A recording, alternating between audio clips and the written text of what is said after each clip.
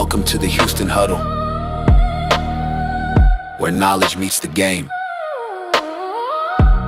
3 voices, every angle and beyond the headlines. Xavier Houston is a sports encyclopedia of knowledge, with a deep inside look at the recruiting landscape. From prospects to pipelines, he sees the whole board. Simeon Houston brings it play by play, thought by thought, breaking down the game with logic, clarity, and a deep understanding of how all the pieces fit together. And rounding out the huddle, Martin Houston, national champion, 2-time SEC champion, with insight forged in the field of play, with an unmatched passion for sports, leadership, and life. Together, they take you from the locker room to the field, to inside the huddle. 3 voices, every angle, beyond the headlines. This is the Houston Huddle.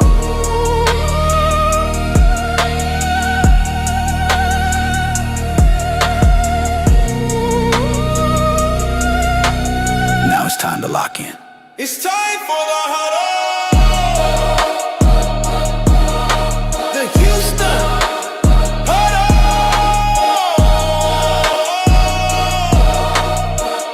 The Houston Huddle. It's time for the huddle. The Houston Huddle. Don't forget to like, follow, subscribe, and share on your favorite social platform.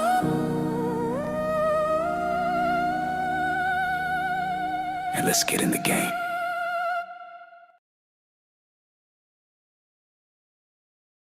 Good morning, good morning, good morning. Glad to have you in with us this morning. Glad to have you as a part of the program. It's now time for, I played the Houston Huddle, but that's okay. It's the Martin Houston Show. It's the same 3 dudes doing it, but glad to have you with us this morning.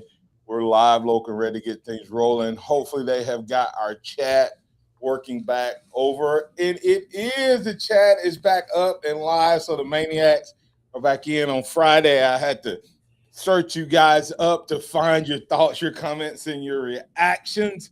But we're glad to have you in with the Martin Houston Show with Martin, Xavier, and Simeon on this beautiful Monday morning. Of course, this is Dr. MLK Day. Many people off, some working, some honoring. But we honor Dr. King's life today, and we say go out and be the best version of yourself today, as we do it each and every day. We remind you that this is a day that the Lord has made, so let's rejoice and be glad in it. Take some time to notice someone, love someone, serve someone, be the difference you want to see in the world today. Good morning, Sim. How you doing, sir? Good morning. Doing good. Well, glad to have you up and down with it. You know, it's a big day today, so we'll we'll work through that and make sure that everything is good and ready to roll. As far as the Martin Houston Show, big game today, so we'll talk about that. Big weekend this weekend on the hardwood, as well as on the football field. DeBoer had me working, man. Right. Working all weekend. So yeah, it's been real. I don't even know where to start, Siri. It was such a crazy weekend, man. But we'll add Kenneth Smith III to the conversation here in a moment. But what you got, just kind of highlight from the weekend, then we'll dig into some stuff. No, Alabama went to work in the portal this weekend. Feel like it just shut down with Alabama, and then it just turned up. Like the portal closed on Friday, and then that's Um, it was like the portal closed, and then I guess that's when DeBoer and company said, "Yeah, we're gonna turn up," and so super happy for Alabama. P Fields. I feel a lot better with all the signings because I was struggling last week. But just shout out men's hoops for beating Oklahoma. LeBaron Fallon, 20 points as usual. Aiden Sherrill dropped another 20-point game, if I'm not mistaken. Glad he's able to be a part of the offense, and then shout out what is it, the national championship Yeah, ladies. yeah, our That's girls, awesome.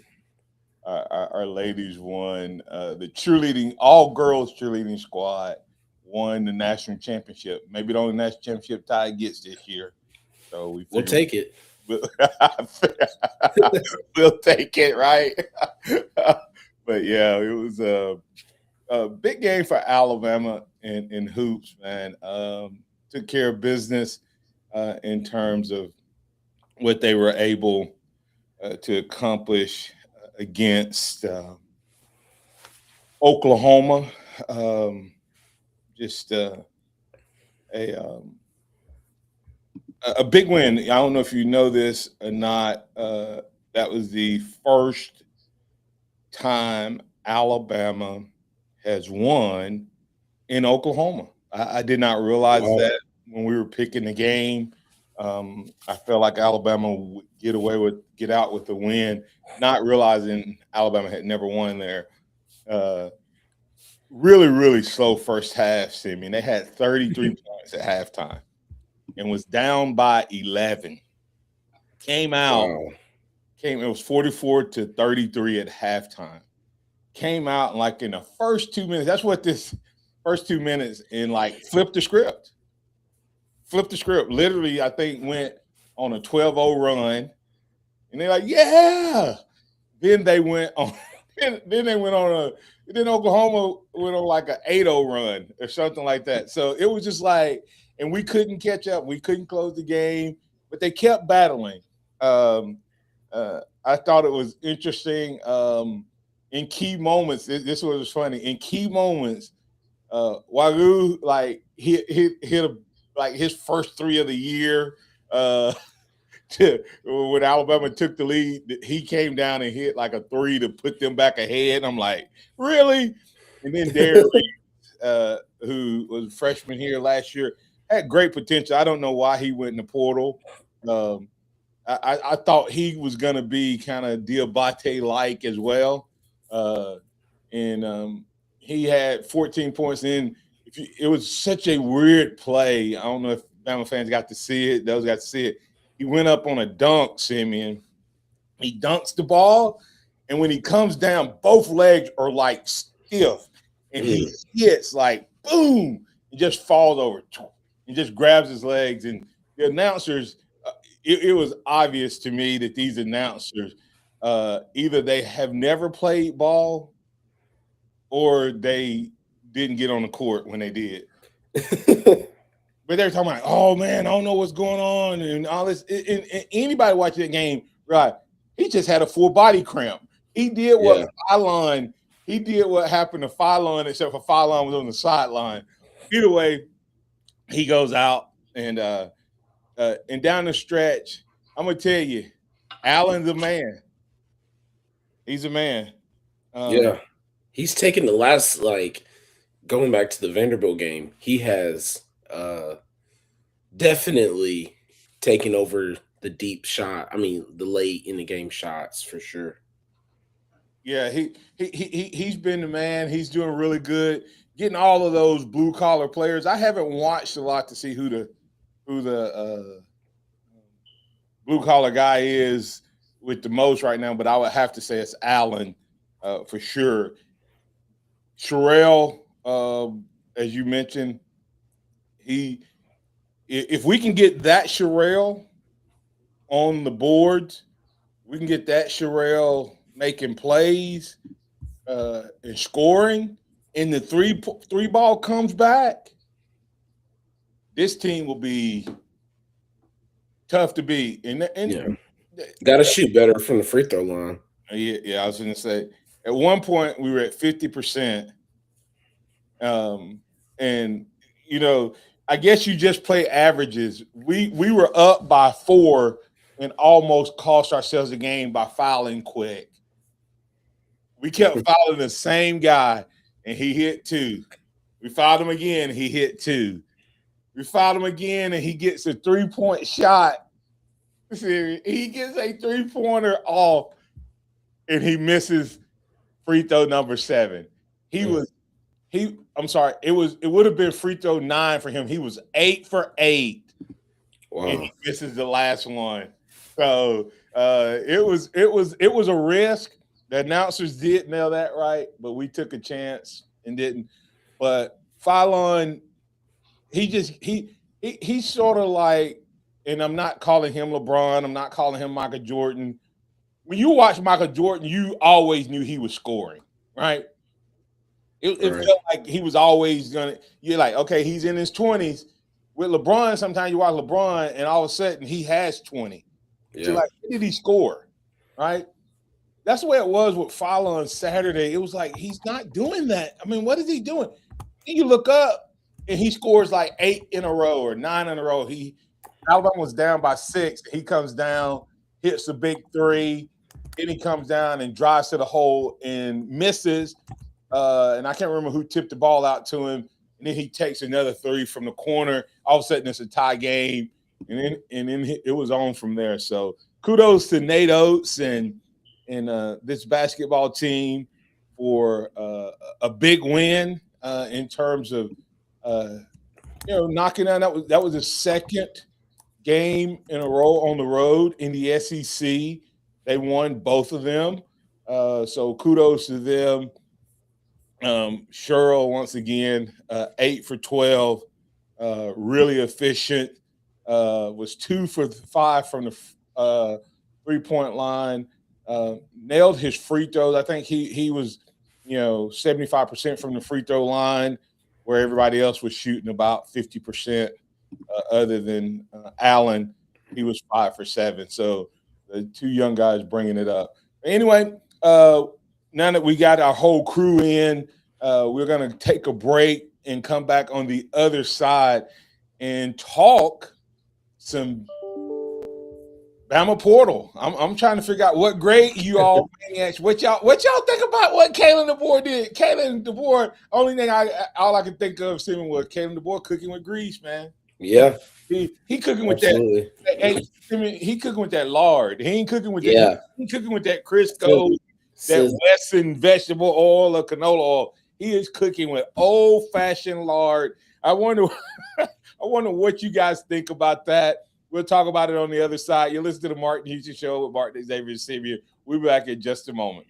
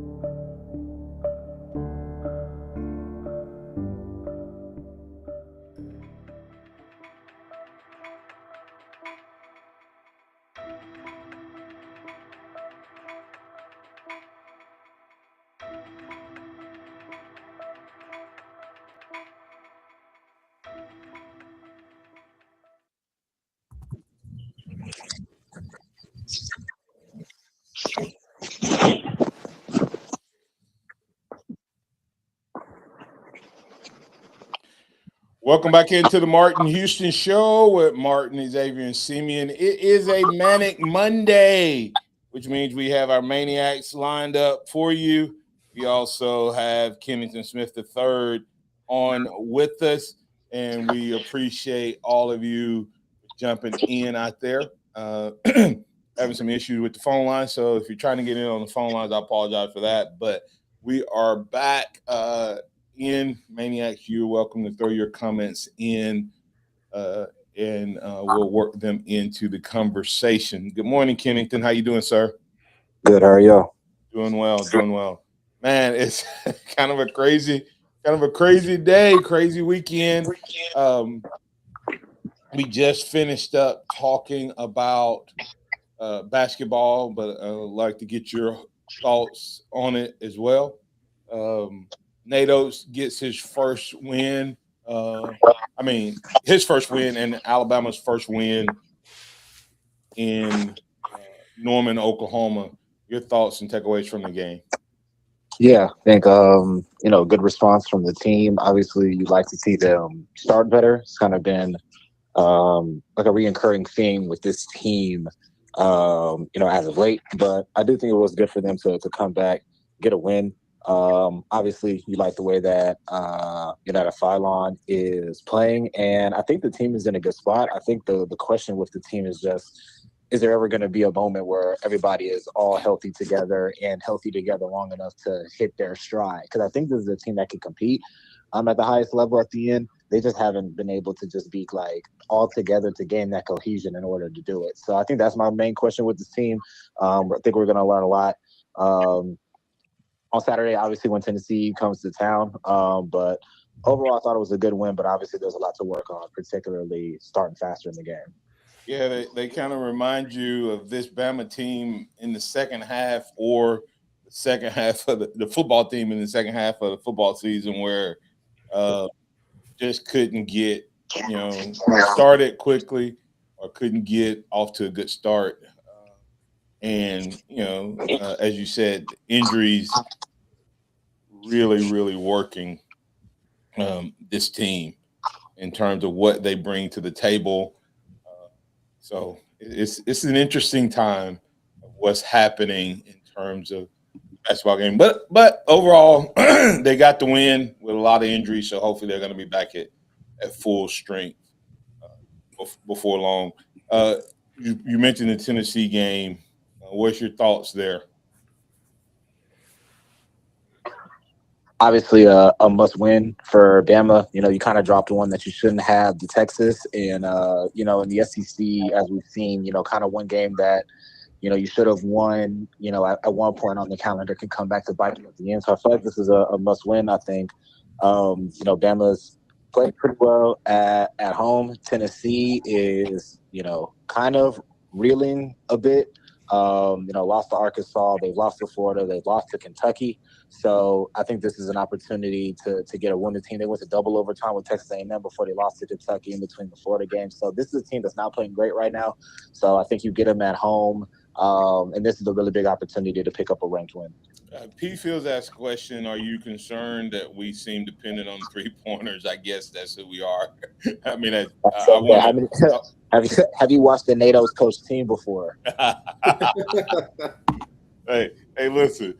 When I watch this team, Simeon, and it's like they'll have a wide open shot and they'll take three dribbles backwards to take a three. And I'm like, well, I know you don't want to take a two, a mid-range two, but Kennedy and I watch my grandson's team, who is clearly better than everybody.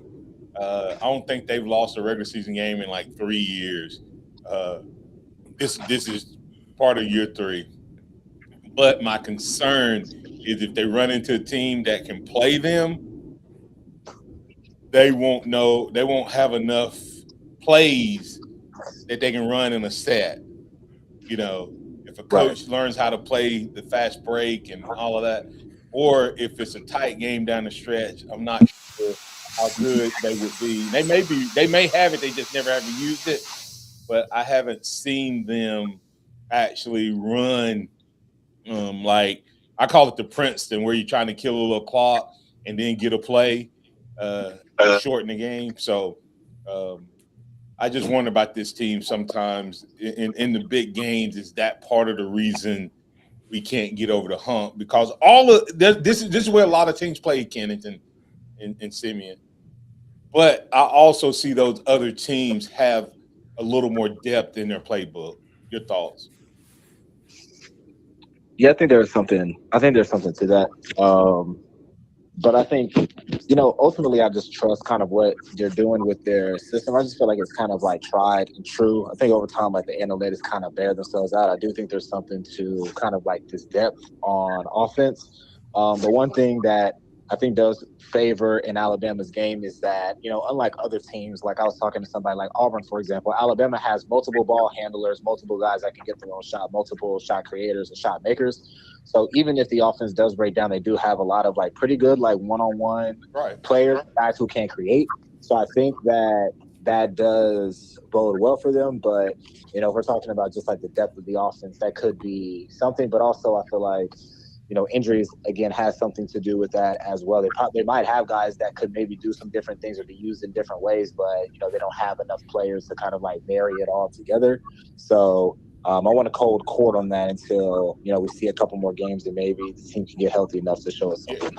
Simeon, you have any thoughts on that? No, I mean that's Nate Oates' offense is shooting threes. Yeah, and so if somebody doesn't like that, that's not. I mean, that's never going to change as long as he's the head coach at Alabama. But I do agree that in years past, I don't know how deep I feel like the deepest offense Alabama had was when the Brandon Miller year was when, because Brandon Miller wasn't only shooting threes, he had the ability to take somebody off the dribble, do a pull up. Now, granted, he was a top 3 pick in the NBA draft, so you give him that liberty to do that.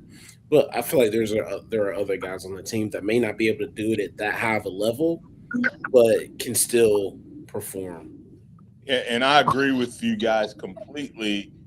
But my caveat is, it's Elite Eight, Final Four. I don't know if it's national champion. I don't know. Like my point was, Florida could do what we did, and then if you stop Florida from doing what we do, Florida could go inside. Florida could run plays. What our go-to offense is, to Kennington's point, is somebody taking somebody off the dribble. Yeah. But I'm talking about that set play that you like. We have gotten better, but we don't have. When I watch other teams, like whether you like Bruce Pearl or not, he used to kill you on out of bounds play. If the ball went out, he had a better out of bounds play. He had better plays coming out of timeouts. We are deadly, Kennington, when it comes to running our threes and getting to the rim and getting free throws. And I think, like you said, I think Philon, Reitzel, Allen, Holloway, but I think we probably got 5 or 6 guys that can probably create their own shots. The question is, when you man up in those Final Fours, can you run a set play when they have the equal talent? And that's my question and concern, not with this team, but with all of the Nate Oates team. Is the playbook deep enough to get to that final championship? And I don't know. I don't know. I mean, until we see it happen, I guess we'll always have that question. Any closing thoughts on that, Kennington? Yeah, I think this team has the potential to get to that point. I don't think it's going to be in regards to the system. I think it's just going to be, like I said, in regards to the health. Like this team, you might take other Nate Oates teams like over this one, but when they're all just like individual talent, how they've all popped off at different times, you think to yourself, like, this could be definitely one of those teams that makes the Final Four. They're all together, and I feel like, I would just hate to get to the end of the year and we say like, man, this team really could have made like a run, but they just couldn't like piece it all together. Yeah, and I think that's possibly the biggest threat right now is the health of the team. And you're into SEC play and you still don't know your go-to 8 or 10 because you've had to piecemeal so many. I think he said he's had 10 or 11 different starting lineups. Um, and that's not all just because he's trying to find them. It's part of it is because he doesn't know who's going to be there from week to week and game to game. So uh, at no point has this team been completely healthy. And the Vanderbilt loss now is not a bad loss. So uh, the Texas one will sting a little bit down the stretch potentially. But we'll talk to it. Hey, let's go ahead and transition to a little football. Kennington, when we had you on last week, man, we were we had not pressed the panic button, but we had uncovered the panic button and had our hand laying like right beside it. Um, do we put the panic button away at Alabama football and Coach Kalen DeBoer? Yeah, I think you can put the panic button away for now. But I think if you have legitimate concerns about the team, I think that's more than fair. I think they've done a good job of replenishing the numbers on the roster. The quality of these players, I think you could call into question. We're really not going to know until the season is played. That's the thing with these transfer portal rankings. They are they can be very misleading. Sometimes they're very finicky. Like I've used with the example before, Trinidad Chambliss, like how low he was ranked and what he turned out to be. LSU had the #1 portal class last year and they sucked. So, sometimes these portal rankings don't mean a whole lot. But I think if you're really paying attention to what Alabama's doing, I think they've done well with like shopping on the margins and getting guys to fill the depth roles of guys that left. Great that they have the numbers, but if we're just talking about like the quality of the roster, if you have concerns about that, I definitely think that that's a worthwhile conversation. Yeah, particularly on offense. Go ahead. I think the defense is gonna be great. Offensively, though, I think you can definitely call that into question. Yeah, so we'll walk through that, but this time last week, they were a bona fide F, Simeon. Yeah. in terms of the portal, nothing. Like when you were watching the portal, I shouldn't say nothing because Caleb Woodson was a big get. And even though O-line may be our biggest need, I think our most pressing need may have been a linebacker with some experience as a whole. So I shouldn't say they didn't have anything, but they were a bona fide F last week, Simeon, at this point. Yeah, absolutely. Just to see the guys that they got was impressive because it felt like every single guy that in the first week of the portal that they at least got on campus ended up committing somewhere else, or they couldn't get them on campus at all. Going back to the Hollywood Smothers thing where he probably wouldn't even come to Alabama anyway. But the several other guys, Jimothy Lewis, where we got him on campus. He even got crystal balled to Alabama.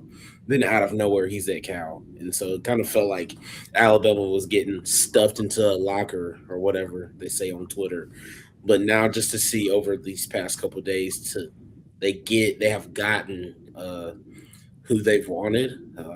Everybody that has visited on campus almost has committed in the last few days. So I'm excited to see what's next. The offense, I guess Ha was only speaking for the defense when he said production over potential because that entire offensive line looks good, looks like they fit the system more, but are still not all of those guys are production. And He got some young bucks on that Yeah. offensive line. And Kennington, let's kind of walk through kind of the portal class because I think there's several interesting things here. I'll set you up, Kennington, what I said last week. What I said last week was maybe I was wrong in Kalen DeBoer's approach. Everybody, what's going to happen is everybody's going to run to try to copy the Indiana model, Kennington, right? Yeah. First and foremost, can that be copied? Do you think the Indiana model can be copied based on what he was able to do with 20, 47, 22 to 25 year olds having COVID year, NCAA, just seemingly randomly giving guys 6th and 7th years. Uh, some guys, should be in the pros. Carson Beck was on doing an interview, and somebody asked him what it's like to be a student athlete, and did he skip class, and he laughed and said, "Oh, I graduated 2 years ago." And so, and then he caught himself and realized what he was saying, because when you graduated, that doesn't mean you still don't go to class. And he said, "Oh yeah, these degrees take a little longer. Of course, I go to class." He caught himself. But my point behind it is, can the Indiana model, before we even get to Alabama, can that model be duplicated? I think it can be duplicated, but I don't see any traditional power programs building their team this way. And maybe this is just a sign of the times when Indiana's ahead of the curve. But Alabama doesn't have to have 47, 22, 25-year-olds because they can go and just recruit as many high school kids as they want. Like, Indiana had to build their team that way to be competitive because they can't get elite high school kids to Bloomington, Indiana. Maybe they will in the future, but for the here and the now, they had to build their team this way because that was the quickest way to get competitive. Texas Tech, same thing. Like, the quickest way for them to get competitive is to get a lot of transfer guys, get a lot of older players, and build their team through experience. Like, when you look at the Bamas, the Georgias, the Ohio States, the Texases, a lot of it is through high school recruiting and then patching holes here and there. So you can do it. I don't know if you would want to do it though, because inevitably there's going to be a year where those transfers don't hit, right? Like, look at Florida State. One year you get Jared Verse and Keon Coleman, and the next year you get Marvin Jones Jr. and everybody else who's been on their team last few years has been a disaster. So you can do it.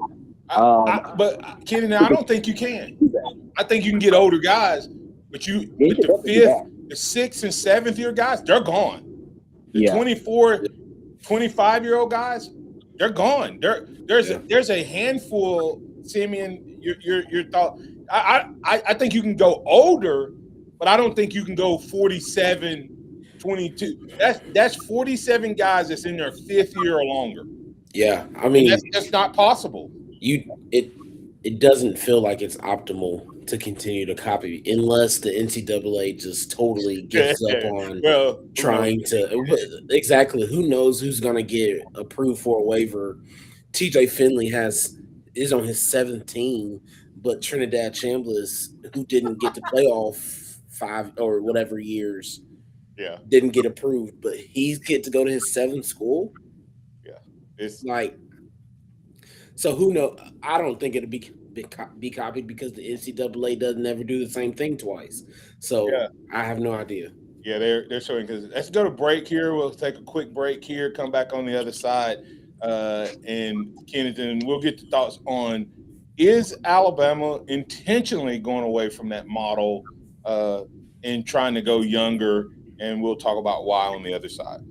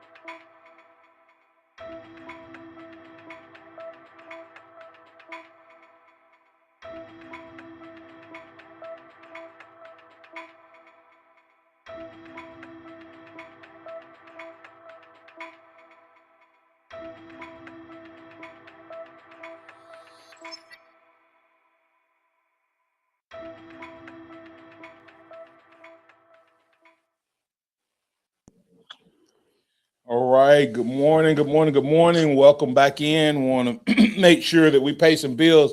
Hey, don't forget about the good folks over at Dixie Battery Supply.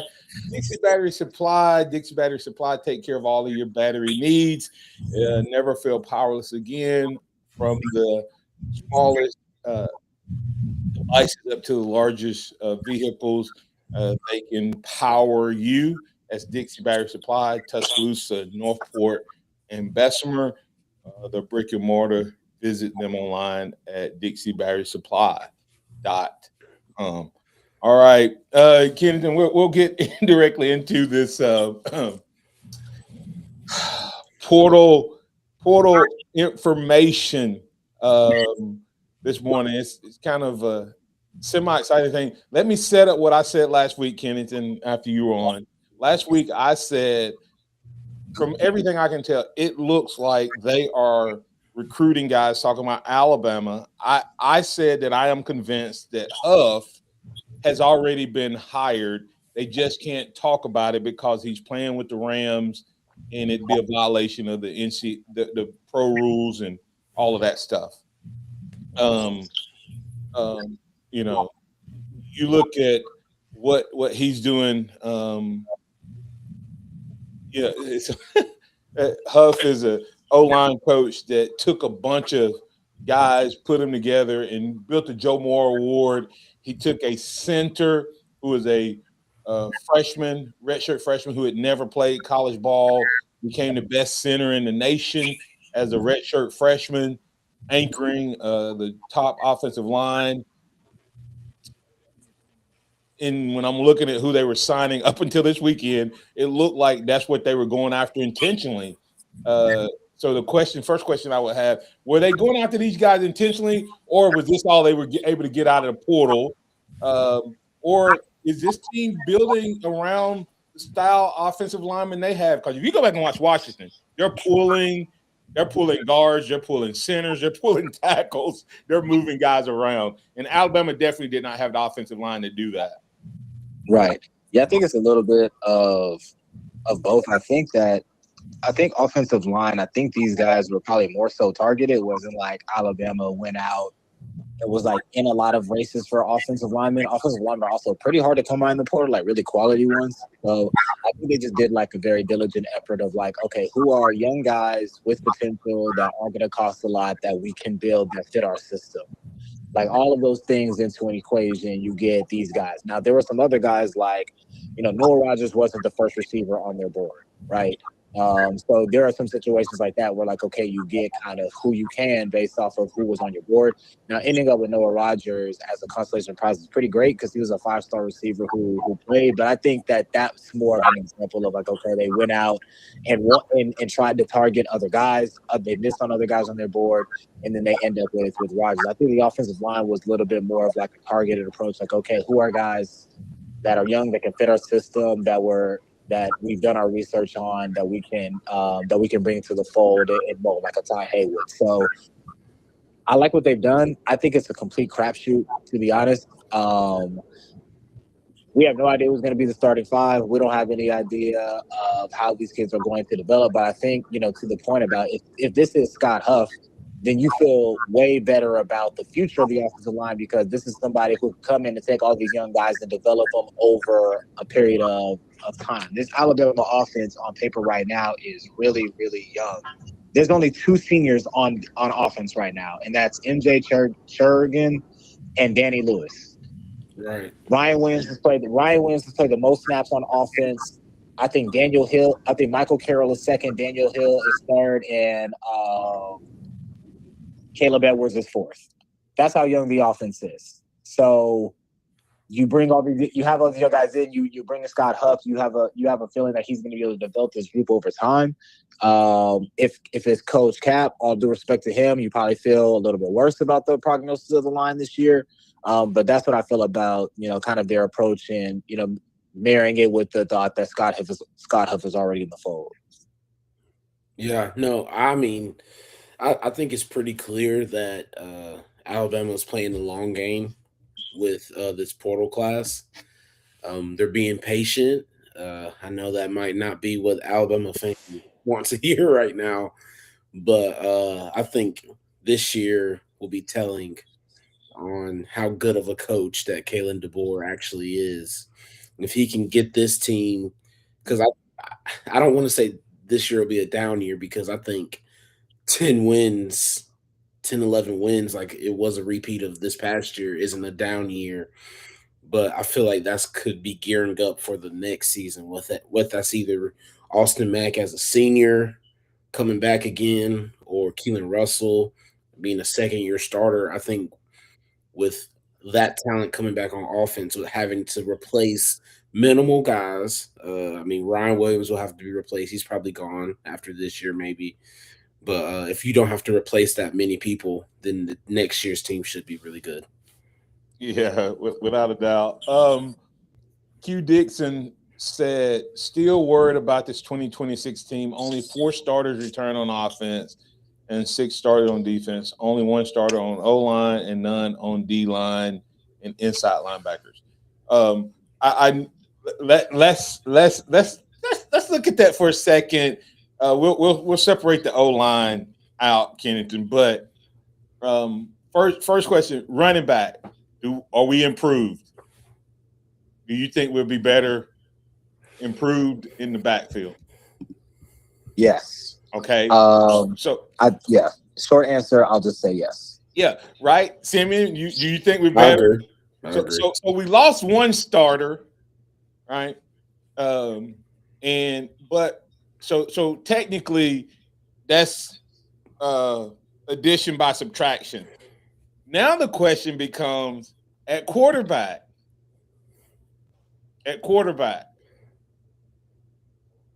worse, better, break even. Projecting, right? Kenny. I'm gonna call it a break. I'm gonna call it a break even. Right? So and that's based on what everybody said, we should be improved, right? Based on especially down the stretch. But at this point, you kind of have to go break even, right? Yeah. So technically, are you any worse off than you were this time last year, based on experience? No. You're right. No. Right. You look at and unless the coaches lied to us, Kennington, they told us that it was a 3-headed battle and it was close. Right. Yeah. And these two will have another whole year. So you hope that they at least close that gap that existed between why they chose Ty versus them. So now you have 6 starters back. Now wide receiver. I'm gonna say worse.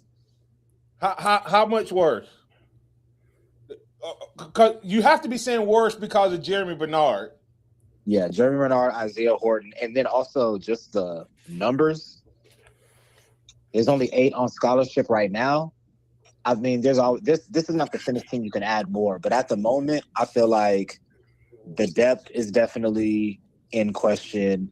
And at the top, replacing Bernard and Horton, like they're 2-3 behind Ryan Williams. That's not the same top 3 as Williams, Bernard, Horton. So I'm going to say worse for that reason, moderately. Okay, so let's say Ryan has his bounce back year.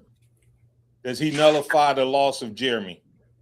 Yeah, definitely. Okay. Would you take Brooks or Horton in year 2 with Brooks coming back? If he grows. I mean, if he grows. Might be easy. Probably Maybe. Brooks, but it'll be close. Like, Yeah. I mean, Horton is really good too, though. So how many games? You probably will take Brooks, but they're replacing the Bernard piece. Like, one of those 2 is going to be kind of where you get the worst part at, I think. Because I don't know, like, who's going to be the Ryan Williams of like that 3, right? Like, if it's Ryan for Jeremy and then Brooks for Horton, then it's like, is Noah Rogers going to be Ryan Williams? Maybe, but or he could be Brooks. Because Brooks was better than Ryan this year. Right? Yeah, it's possible, but I guess you're an injury away though from being in a dire spot. Oh yeah, I'm talking. Let's hope Sedarian Martin is somewhere between Ryan Williams and Julio Jones as a freshman. Right? Derek Meadows going to be. Meadows will be back, right? Yeah. Hey, but here's the question I have: Do we see one of the tight ends actually become that third guy? Yeah, tight end. Is going to be better. Caleb Edwards is going to be. I think he's going to be a focal point in the offense.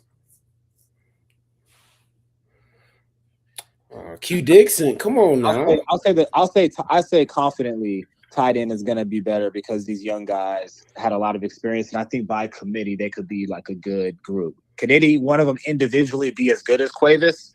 You would hope so, but that's a lot to ask. But collectively, as a group, the tight end room should be better as a group next year. I think so in a lot of ways. I think that they are more athletic than Cuevas. The question is, do they understand the offense as much as Cuevas? Right.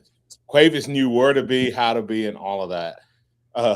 Q Dixon's calling me out. Dang, Q. I don't even think it's that big of a reach. If Ryan goes back outside, we're just having conversation. But that's I'm trying to take you inside the locker room of these coaches because they can't just be taking guys out of the portal based on what they've taken. I mean, to me, it's just there has to be some mindset there that says we think we can be better. What about that? Tim Coggins said Austin Mack or Keelan Russell is going to pass for 5,000 yards. Wow. Hollywood the Barber. I'm going with Hollywood the Barber. He said, y'all just don't know how nasty this offense finna be next year. Tim Coggins followed it up with 5,000 yards between the quarterbacks. P. Fields agreed with you. Kennington wide receiver depth is critical. I can't believe how many tight ends we signed. That's what I'm telling you. Have you noticed a trend in the pros, Kennington? Did you notice a trend? They talked about it a lot yesterday. The 3 tight end offense in the pros, almost all of the offenses, including the wide open Rams offense, had 3 tight end offenses. Yep. Right. The Bears did. I think the Texans did, but theirs got hurt. It was crazy how all of the not all of a lot of them had that 3. So maybe they're trending in that direction as well. But to that offensive line, Kennington, worse. Oh yeah, well, it can't be worse, Kennington. I'm just. Oh my God, Kennington. It can be worse. It can be worse. Kennington, no, Kennington. It can be worse. No, that's the worst case scenario, though. Worst case scenario. All right, Kennington. Here, we don't have a lot of time, man. Here's my first 5. Okay, you ready? Oh, I don't even. Nick Brooks at right tackle, Michael Carroll at right guard, William Sanders at center, Ethan Fields at left guard, and Jackson Lloyd at left tackle. You don't have Haywood starting? I have him and Lloyd battling it out, and the only reason I put Lloyd in front of him is because Lloyd was here in the system, and he'll start spring off in front of Haywood. Yeah. That's not a bad offensive line. Just young. But you got Fields. What you think right there, Kennington? I like the potential of it. I just think that I know the offensive line was not great last year, but I just don't think that you can go from 4 guys and then 5 if you include, Roberts, Venemark, whatever. You can't go from 5, 6 guys who have started multiple years in college to an offensive line that has 1 guy that's really started high-level football and say that the group got better. That's just me. So for now, it's worse. There's potential with the room, but to potentially go out there and be starting 5 sophomores is risky. There's some cause for concern there. Yeah. Well, We're hey talking man, hey Kenny, we'll have to bring you back and break this down. Who you got for tonight's game? I got to get out of here. I think I may have lost Kennington. So, hey, Sim, real quick, who you got? We got to get the break. Miami. I got Miami. Hey, guys, due to some technical things on the station side of it, we have to get out of here. You hang around for just a moment. We'll be back on the other side. You listen to the Bart the Houston Show with Bart, Xavier, Simeon. Roll Tide, everybody.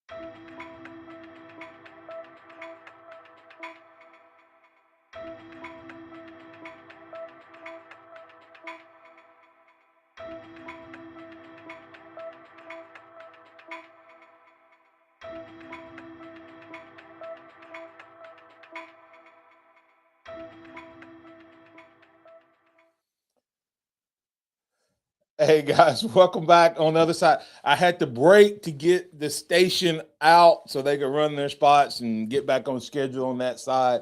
We're not going to do a full OT over here on this side this morning. But yeah, Sim, we started talking a little bit from what we talked about in terms of that offensive line. You know, we did go through the offensive line. To me, I think I'm not as worried about wide receiver. I think there's enough talent. Jeremy Bernard was really, really good. Okay? Really, really good. But I asked you the question, Simeon, if they give Ron Williams or Lotsier Brooks those same types of plays, are they not doing the same thing that Jeremy Bernard was doing? I think they are honestly better, just because of they're more.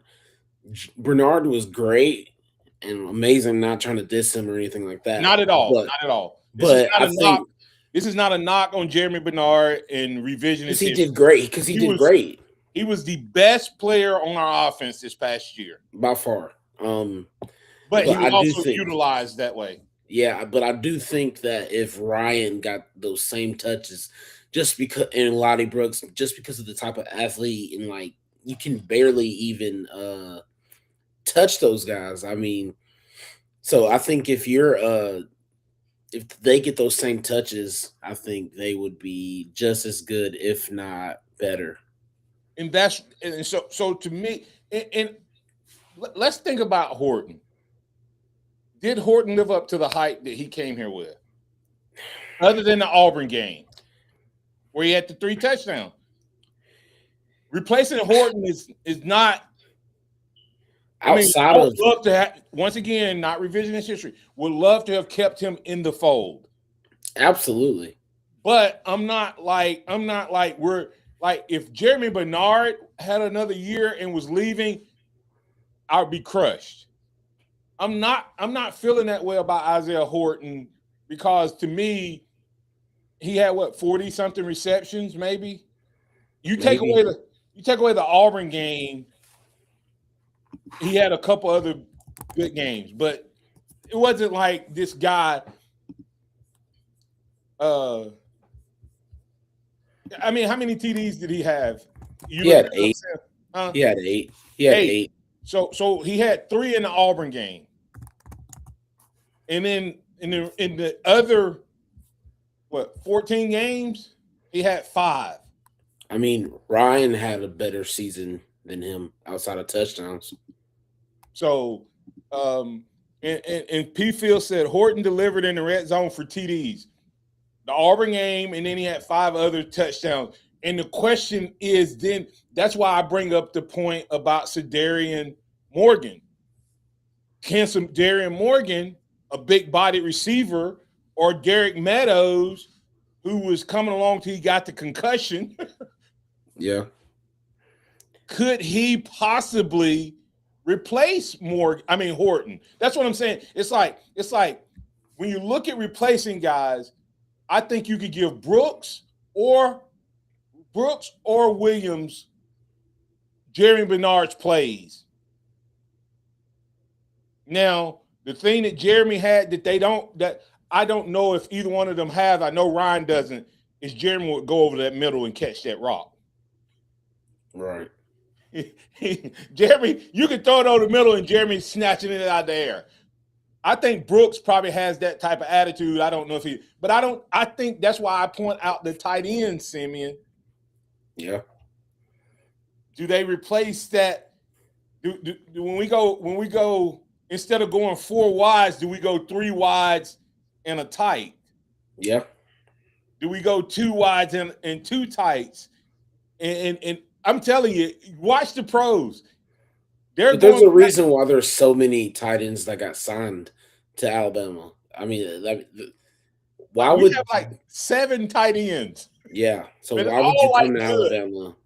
So hopefully they'll get used. I mean, I think Josh Ford kind of came in as more of a inline blocker, but at Oklahoma State he had a couple good catches. So I mean, I think that's kind of more of where they're moving, but who knows? And I also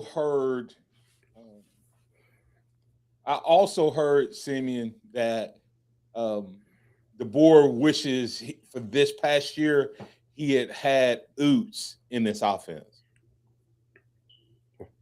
Why? I think Oots plays to his run game, and we didn't realize how much Oots was missed this year. Yeah. That tight end and using him like a lead blocker, and things like that. So that's definitely a possibility. But I'm telling you, Q Dixon said, my concern is Williams and Brooks are very small wide receivers. Can they last the grind of an SEC schedule with their size? They have to get bigger and stronger. Yeah. I mean, well, the question is, how do you use them anymore? Is the SEC tough anymore? I don't know. QD, well, what were you saying, Sammy? I was just saying, is the SEC even tough anymore? I'm just good point. I mean, that's a good point. I guess QD, I would ask QD this. If you use him in the right spot, I don't know that you have to be that big, strong guy to be outside. Okay? Two things. Everybody was going to the big wide receivers. And what was the defense's response? 6'5" DBs. Go to big DBs, right? Yeah. So you go to big DBs. Alabama has big DBs. When Xavier Brown is your little DB, your little corner at 6'1", 6'2", you're huge, right? Yeah. So and so the question becomes this. If you don't put them in situations where you're having them go to the middle all the time, can guys like Brooks and Ryan create a mismatch on all these big corners that's out there? Well, we saw what Ryan did his freshman year on the outside. So I hope if Grubb is still there, which I'm assuming he will be, I hope that he just lets him stay on the outside. Just move him back to the yeah, and Rodgers outside. Yeah. And Rodgers can be that over the middle and deep ball threat. I mean, Alabama has bigger wide receivers. They have Rodgers is 6'2", Cedarian Morgan is 6'4", and isn't Meadows is 6'5". 6'5". So yeah, not trusting. Jason Rutledge said not trusting Ryan Grubb until he proves me wrong. Fair enough. Yeah. And Tim Coggins, SEC is the new Big 12. Apparently. That is so apparently. True. It's true. Hey, and since we'll have a show tomorrow, we'll hit the Houston huddle tonight, uh, um, and that uh, we're gonna hit the Houston huddle tonight. Go a little earlier than normal because of the game. Give you a chance to get back to the game and everything. But it's crazy when you look at that offensive line. I'm gonna tell you, like I said, they're inexperienced to a degree. But here's the question I have you. See, I mean, I have Will Sanders beating out Racing Delgatti. Really? But let's say that Delgatti is the center, Will moves to right guard, and Michael Carroll moves to right tackle. All of a sudden, Jackson Lloyd and Ty Haywood would be your inexperienced guys. Will Sanders hadn't started a lot, but he's played. Michael Carroll started. Delgatti has a lot of experience. Ethan Fields has a lot of experience. So all of a sudden, I don't know that. Yeah, I mean, Delgatti has, like you said, Delgatti has experience. Sanders has experience. Carroll has experience. I think if those three can hold down the fort in some way or somehow, because I don't think just because, like you said, the teams have gotten so much older. Well, now it's going to everything always shifts back in some way or somehow, and so why not? Can Alabama? I don't know. I don't think being 22 guarantees you to win national championships. No, and listen, don't get me wrong. If I could get a bunch of guys that have 3 years, of course, 3 years experience that came out as top rated guys, I would take them. Okay. Yeah. But there's also the mindset, and of course, y'all. I'm the Bible. King David said, "I encourage myself in the Lord." So I'm encouraging myself in Alabama football right now, and I recognize that. But to me, Simeon, and the Houston Huddle tonight is going to be at 5:00, guys. I forgot to tell you the time. It's going to be at 5:00 tonight, a little earlier than normal. But Simeon, to me, it's like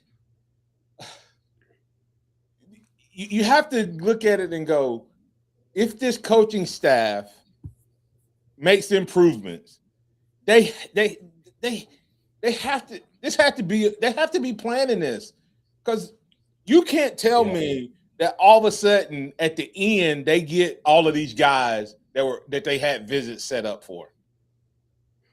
Feels intentional. It really does feel like they went out and got some young guys that wanted to play at Alabama to begin with. Strayhorn, Hayward. Wanted to be here. And remember, they've had a year in a weight room, in a Michigan weight room, where they train you on. Hey, Big Ten is the conference now, so a year in that weight room. Got to be 2 years in the SEC equivalent. The question I have for you, Simeon, is can they if the coaching staff on a scale of 50 to 100, I know you're not going to put us below 50 of having a decent year, successful year. But if this coaching staff doesn't change, if we don't see any changes, what's your comfort level that we get to double-digit wins?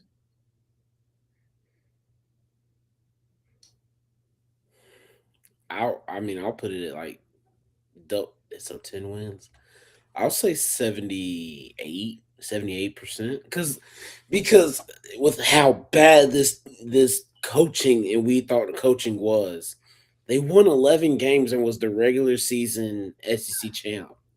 Like you can't ignore that. They won a playoff game and ran into a buzzsaw of Indiana. Like you can't dismiss that. And I think there will be parts of this team that will be much improved. I think our defense is going to be better. And our defense was our saving grace the last 6 weeks of the season. We didn't even talk about when we're going to save it for tomorrow. This team goes 8-4. Y'all, come on now, y'all.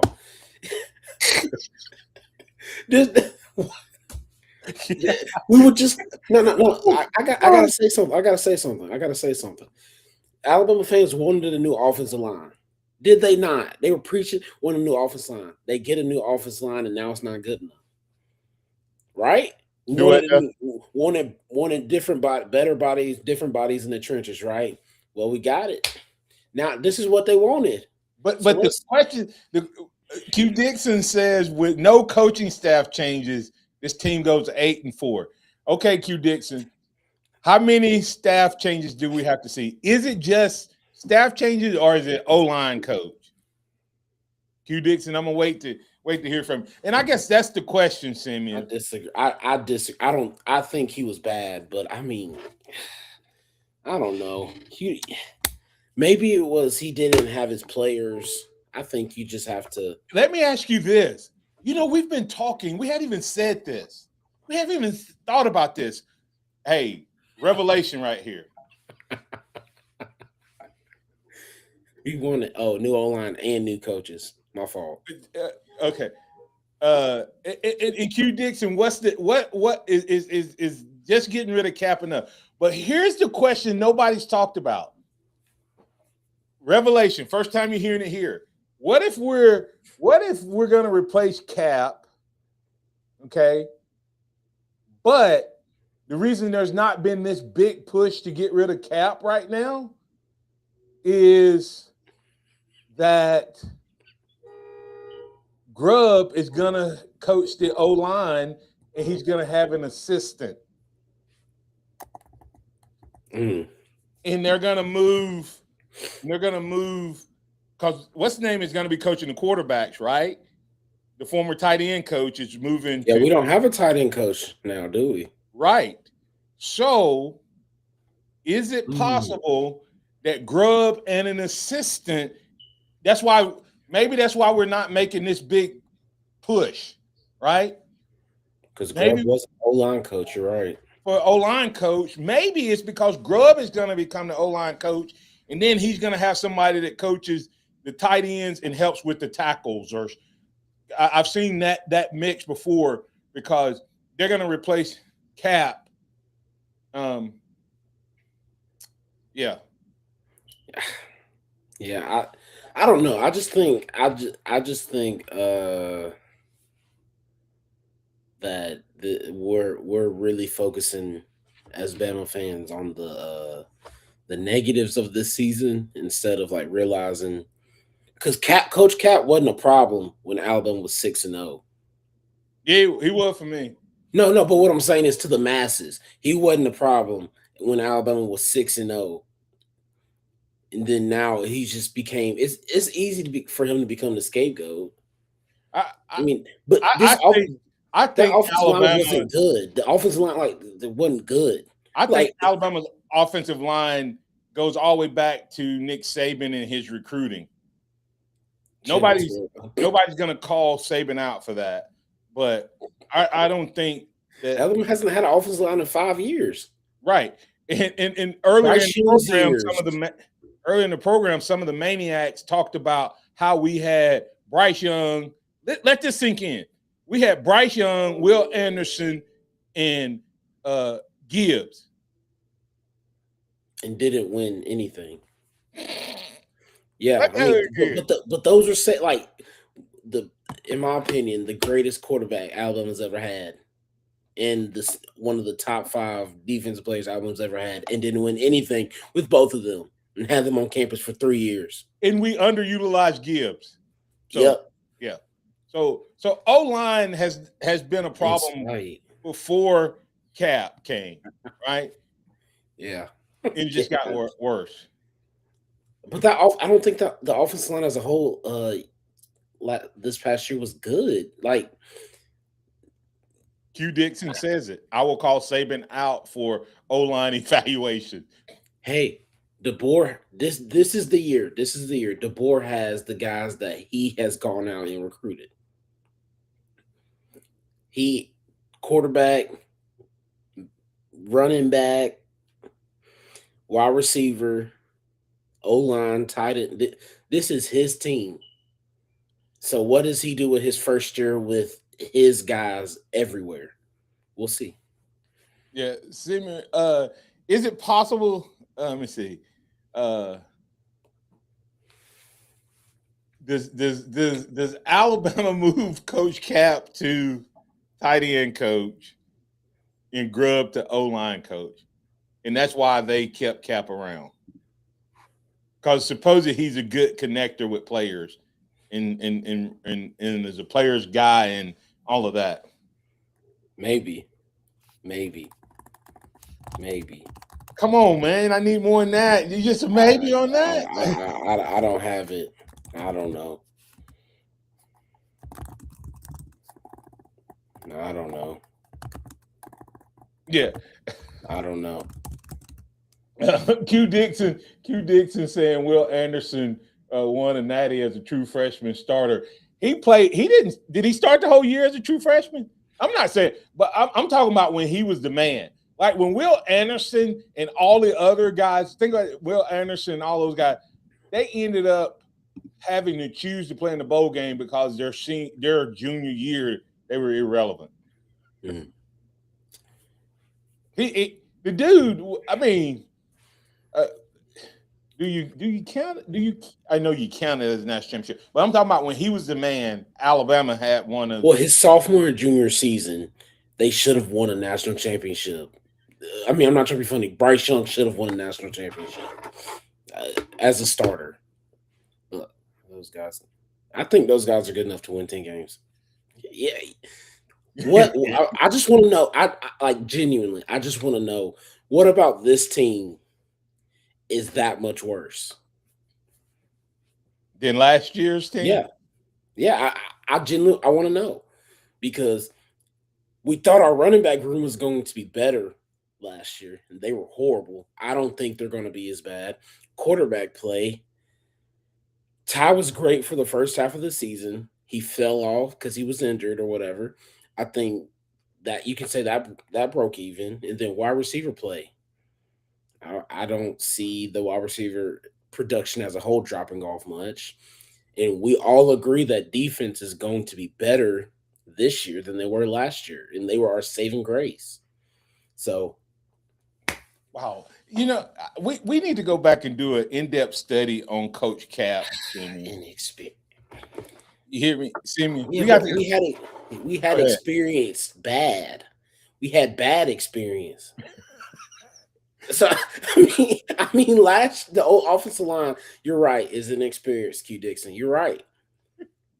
But last year, they had 4 seasons of experience and were horrible. So I'd rather take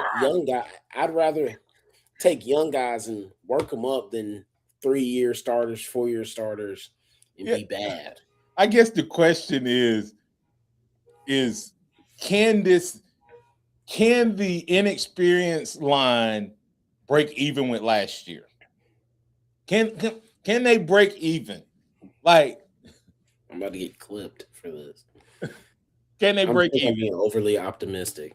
Right now, I said I might be being a little overly optimistic, but I mean, seriously, this team can't be much worse. Like, I mean, they can. Let me take that back. But here's the question, Ethan. We have experience on the offensive line. But Ethan Fields played, right? Didn't he start at Ole Miss? He played a lot at Ole Miss. Played. Yeah. I mean, okay. Let's go look at it. Will Anderson played some here, and I thought Will should have played more. And I know that there was one game. There was one game that Will was supposed to start. Will Sanders was supposed to start, and he didn't. And I'm not going to say why.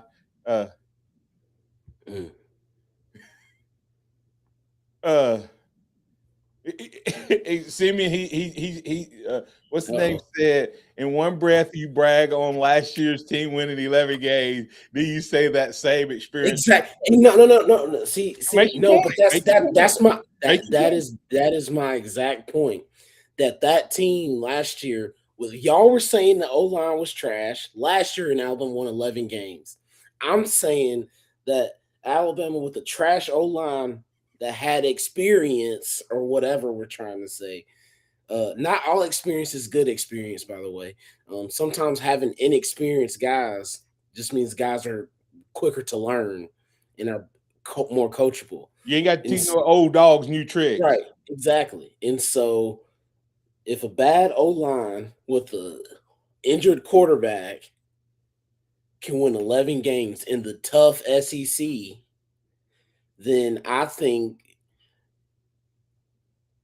the same offensive line, if the same production happens again with the offensive line, this team will win just as many games, if not more. Because this team should have won 12 games at least this year. Yeah, Should have beat Oklahoma in the regular season. yeah. And here's the phone. Prove my point. Y'all, do you know? Here's Coach Cap coaching experience. Southern Miss, he was the O-line run game coordinator. What year? In 2010 to 2011, and then he was the assistant head coach and offensive coordinator and offensive line coach at North Carolina in 16 and 18.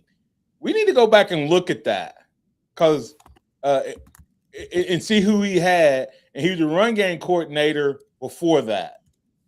So. And I think they had did they have a couple good running backs then? Then he was a Colorado run game coordinator for 1 year.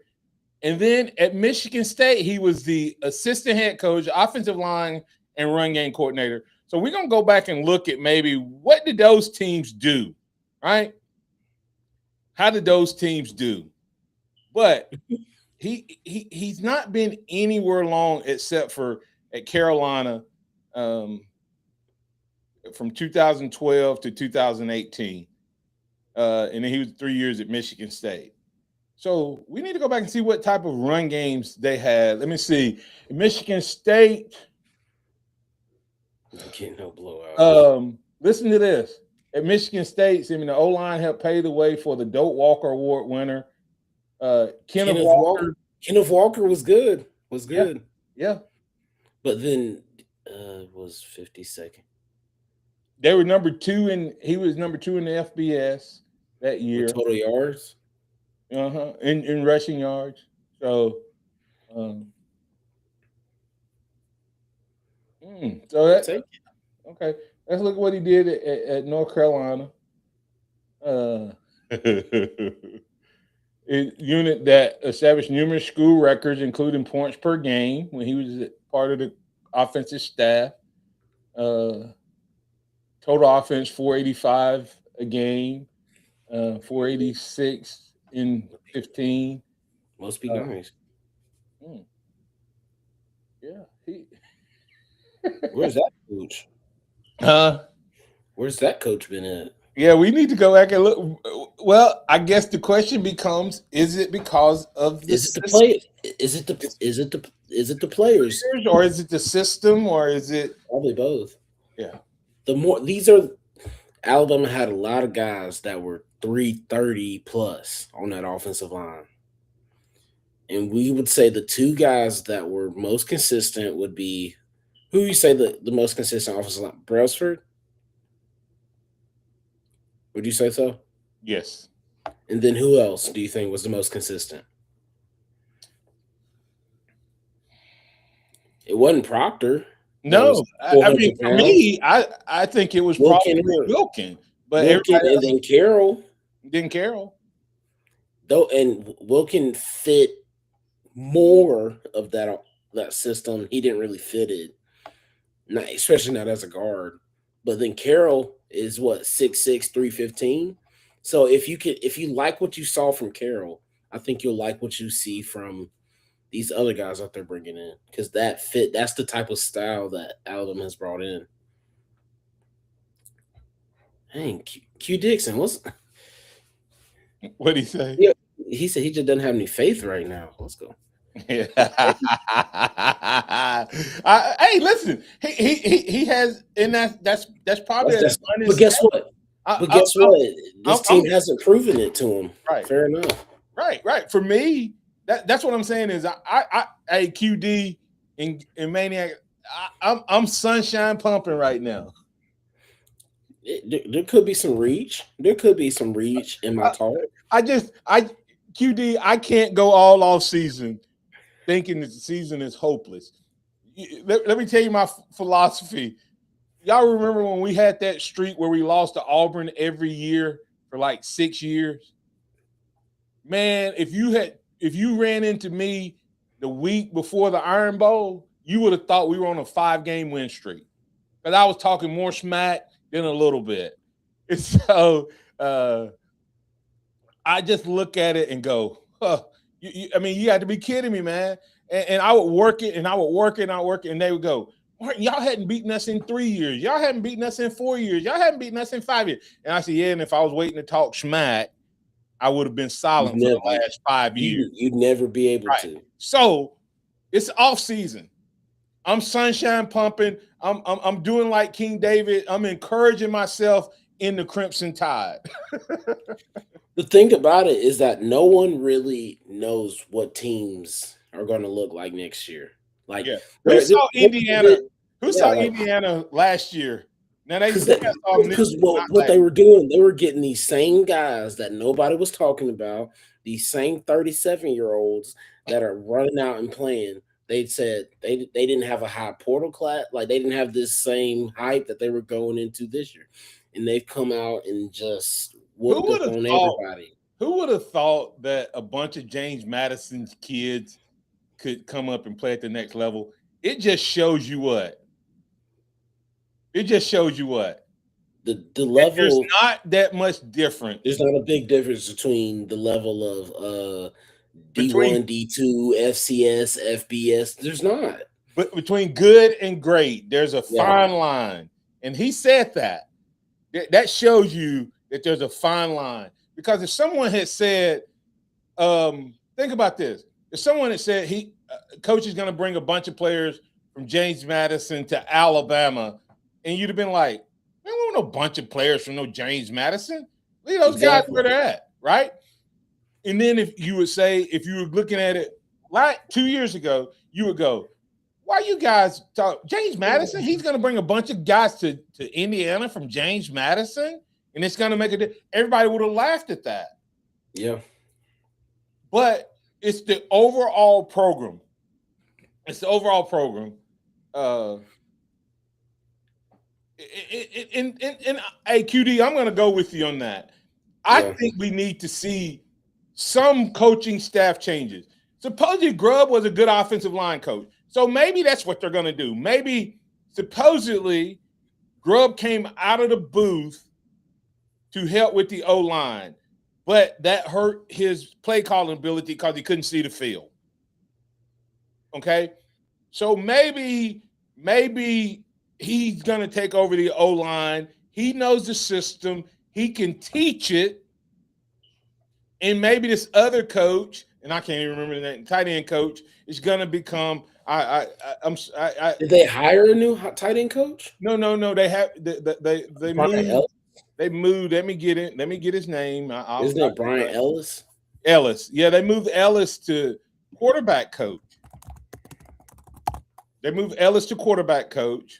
So by moving Ellis to quarterback coach, do they Brian Ellis. Yeah. Do they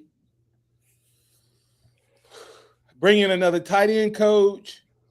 Do they keep Coach Cap, this Coach Cap, move to tight ends? To tight ends? I don't know, but I am going to agree with QD. I need to see something. Insanity is doing the same thing over and over again and expecting a different result. Yeah.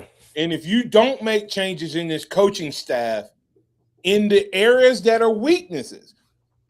Great, to me, it doesn't matter to me you change wide receiver coaches. I'm glad we have Nick's coming in, but that wasn't an area I was concerned As about. I say, wide receivers weren't That the was issue. not an area I was concerned about. Great hire though. But you move the tight end, and that's an area I wasn't worried about. You replaced the quarterback coach, and that's the area I wasn't worried about. What about the areas that I'm worried about? The two areas that you have to make a change in is O-line and running back. That's the two areas that have to be better next year. If our quarterback play, our wide receiver play, and our tight end play is on par with last year, and our O-line and running backs improve a little bit, we're 10, 11, 12 wins. Yeah. But you can't expect those to improve if you don't change anything on any of them. You have to change at least one of those, if not both. Something needs to change. I can get down with that. I agree. And I think that's where QD's saying, guys, I would feel better if this team was not so inexperienced. I'm not as worried about the inexperience because they did mix in late some experience on the O-line. D-line, they got more experience. I mean, they bought that big boy from Oregon, the kid from USC, the kid from South Carolina. We didn't even talk about that. The linebacker from – so they did right there. And then you have your entire defensive backfield coming back. Which is crazy. Which gives us a bunch of – the problem is we needed some run stoppers, and maybe we got that. Then London Simmons takes the next step. But O-line, you have to coach those guys better.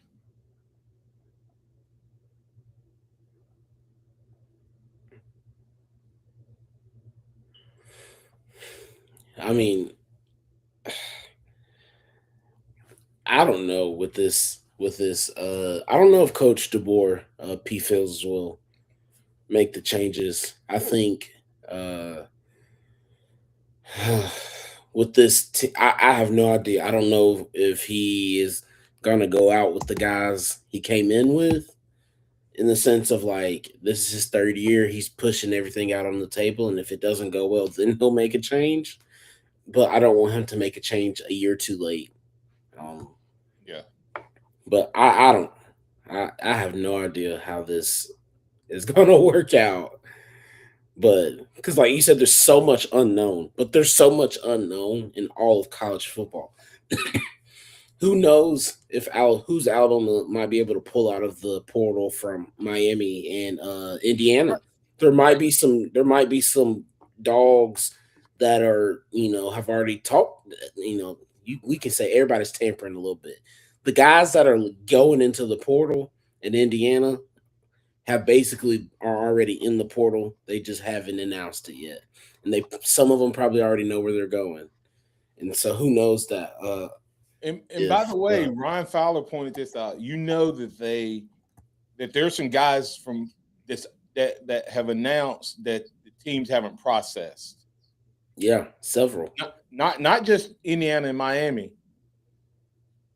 There's other guys that haven't been announced yet. That could be a good thing and a bad thing, depending on who it is for Alabama. Yeah, it could be some guys from Alabama that hadn't been processed yet. But because, like you said, Deshaun Lee and Xavier Brown, I don't know if we had like an official, are they coming back or not? Good point. We have not heard that they're signed. Hey, Simeon, what you supposed to be? Remember, I told you I was encouraging myself in the Crimson Tide. That didn't help. No. That team, the coaching staff knows not to lose those two. They whatever. What do you want? And they know that. So yeah. Hey, Simeon, reply really quick, Corey Lewis. I know we got to get out of here, but that's why people need to look at what Nick Saban walks in with, better players that Mike Shula left to turn the program around faster. And that's what a lot of people. Mike Shula. Here's what I tell people. Mike Shula didn't get that team to maximum, but they had more talent than what people thought. Yeah, because they won the year after the second year. They went to the S. Yeah, so I'm not trying to be funny. Nick Saban's a good coach and great coach. He was able to pull out. He didn't. That wasn't his players that won the national championship for He the most part. inserted a couple of key Yeah. ingredients. Yeah. So yeah, we're trying. We're fishing. We're fishing. We're trying. Encourage yourself in the Crimson Tide. Hey, maniacs, we appreciate you guys. um, oh man, I hope we don't have any more entries. But maniacs, thanks for hanging around with us this morning. We got some new voices in out there. Corey Lewis jumping in today. I had a couple thoughts. He said, "Do you all believe that this coaching staff can develop the players that they brought in, Coach Cap and or Freddie Roach?" So, Stephen, that's a question that we can address. Yeah. Sam Pittner saying, "I think as far as the offensive line goes, they have gotten guys that seemingly fit their system better, but I guess we won't really know till the season progresses. I don't think we'll be any worse off than we were last year." We've hit several of QD's comments. QD was on fire this morning, Yeah. challenging the conversation and the narrative. QD, I'm just trying to encourage myself, man. Got to stay on the straight and narrow. QD said we need to get rid of strength and conditioning, O line, D line, running back, and possibly inside linebacker coach. Hey, QD, you need to just tell us who we need to keep, man. Hey, Strength and conditioning needs to change, though. Hey, listen. This is something to think about. He was a strength and conditioning coach at Indiana, and he's come here. Sabotage. But here's the question. Simon. We just we may talk about it tonight. Strength and conditioning. Simon, when you think about it, he was all they ever talk about is speed. And they're not fast. Who's fast? And explosive power. But do we need some good old fashioned guys, that's cornbread fed that can power block in that O line? And so, but what about this offensive line this past year has been speed? No, but that's my point. Is are we training the O line the wrong way? Maybe. Is that part of what the challenge is that you have? And I think they say they have different training systems for each position, but does it matter? But strength and conditioning needs to be looked at. You know what I mean? Is it the right system? And here's one other thought I'll leave with you, Sammy. Do you realize the team that practices the least in college football is the most efficient, effective, and least mistakes? Indiana practices an hour and 30 to an hour and 45 minutes a day. That means they are. He also said that that's why they're fresher than everybody they played down the stretch. How many injuries have they had? Not many. Hey, and guess who? I'm going to go back and research it, but they say that Wooden at UCLA, when he dominated, he used to also have the shortest practices of all of his competitors. Yeah. I mean, the players. And down the stretch in a long basketball season. But the players would be agree with me. Coach, I only have to practice for an hour and a half. Now, granted, those practices are a lot more intense, I'm assuming, because you have to be moving, very fast to get it done in that time. But that's also getting your players in better shape, moving quicker, not as much rest time. And so, but when they're able to rest, they're resting. Because I feel like you have a 2.5 hour practice, there has to be a lot of standing. Has to be. Because what are we talking about? I mean, he prides himself on efficiency and organization. Yeah. And when we watch the game tonight, we'll see if they're the freshest, fastest, and most efficient team out there.